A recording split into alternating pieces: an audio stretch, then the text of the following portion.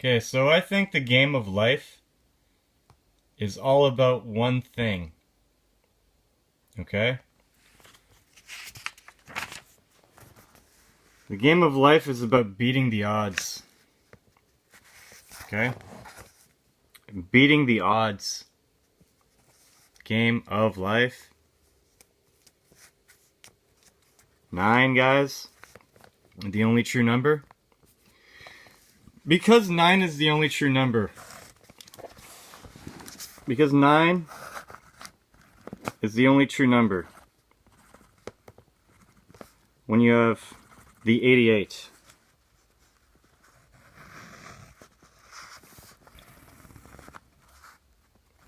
Okay? Because 9 is the only true number, the 88 constellations, you know? The 88, guys.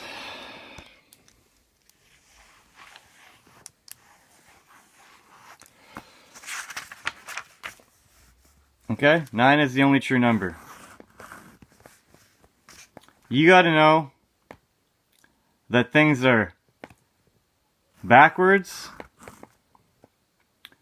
upside down,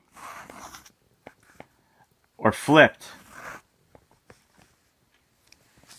Okay? Some people, depending on when you're born, have better odds than others. Some people, when they're born, when they're trying to find a partner, are going to find somebody in the middles here. In the middles. Not here. In the middles. In the middles, middles, middles, middles, middles, middles, middles, middles, middles, middles, middles. So you have a 1 in 364.25 chance of finding your soulmate. Others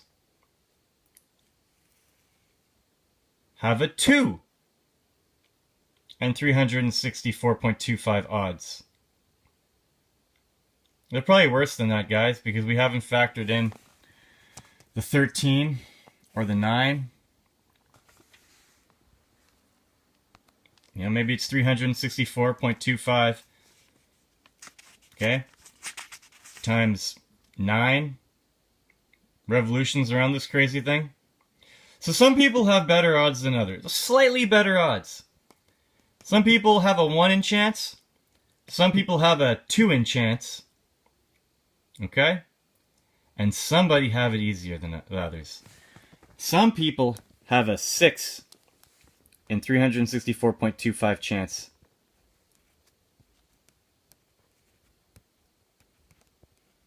Of finding a soulmate. Okay, guys? No, not even 365. There'd only be 26 here. So some have a 6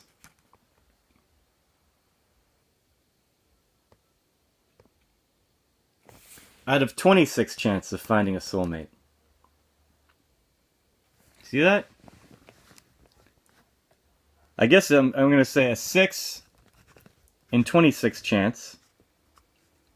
Factor in the 9 if you want. And 13 if you want.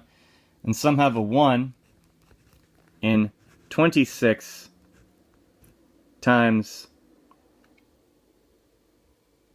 I guess it would be 11. No. 12. Yeah, 12.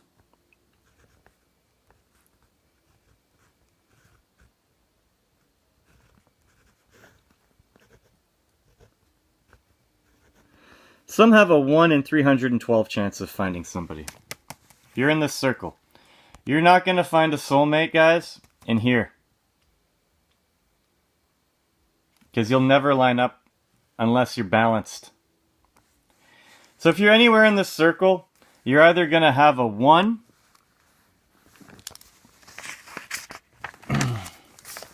You're going to have a 1 in 312. Or a 2 in 312. Otherwise, you're a 6 in 26. Something around those odds.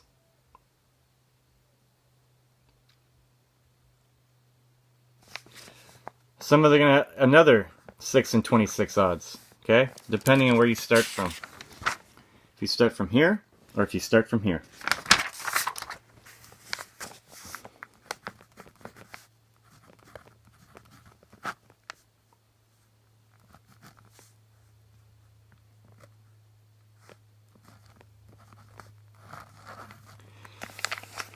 The game of life is about beating the odds, guys. Some have worse odds than others. And there are two groups that have pretty good odds of finding their soulmates. Because these guys over here, okay, if you're born in this range, or this range, if you're born on these guys, okay, actually, wait a second. If you're born here, you have a 1 in 26 chance.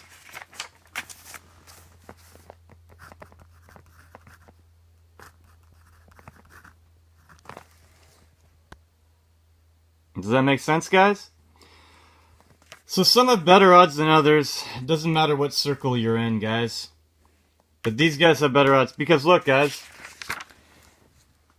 having better odds isn't always positive. Because that means that those people have a whole lot of people that don't understand them.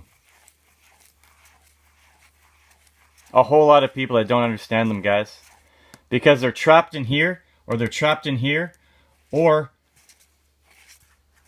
they're not. And thus have better odds. Some of us will line up here, and some of us will line up here. But you can't line up here. The only people that can line up here are the people that are balanced. Pisces and Virgo. Okay, guys? It's about beating the odds.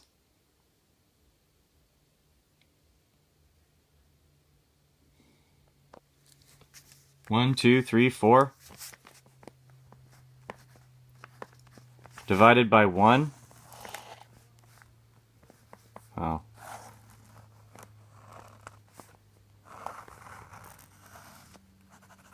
what I'm saying, guys?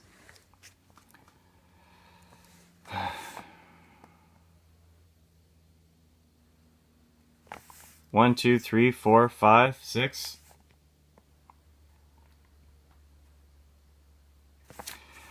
We have one of these, and we definitely have 2 circles, guys.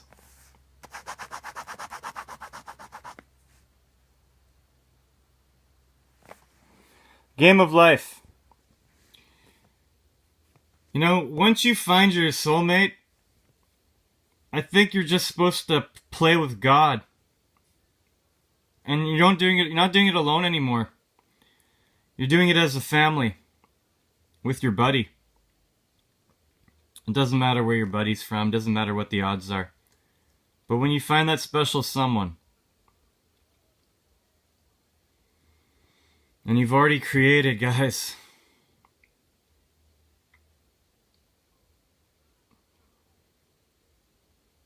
and you wake up,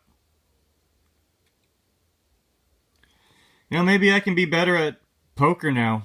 And better at roulette. Maybe I can read the numbers better. Maybe I can, I don't know, maybe that's what counting cards is, guys.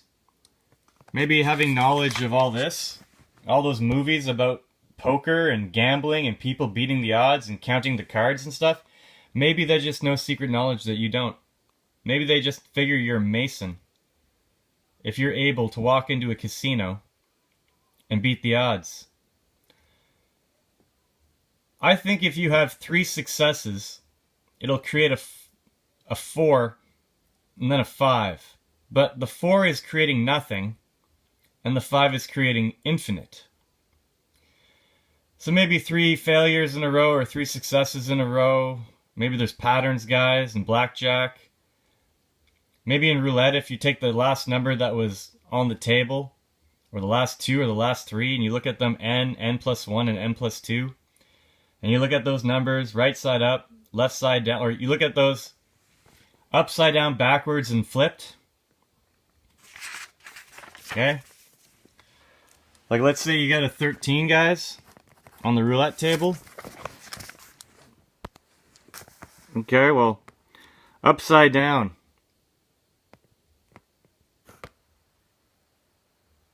It's still a 13. If you mirror that. Backwards is a 31. And flipped is this. And that's an E, which is the 5th letter. Okay? But you also have to have the knowledge that a 0 is a 1 is a 3. Okay? You know what I'm saying? Now if you flip a 6 upside down, you'll get a 9. Okay? And if you apply this pattern of upside down, backwards, and flipped in some sort of configuration with numbers, maybe you can beat the odds and beat Vegas and beat the casino and beat the man who's stealing your money. Because I'm sure they know the odds, guys. I guarantee you that they know the odds.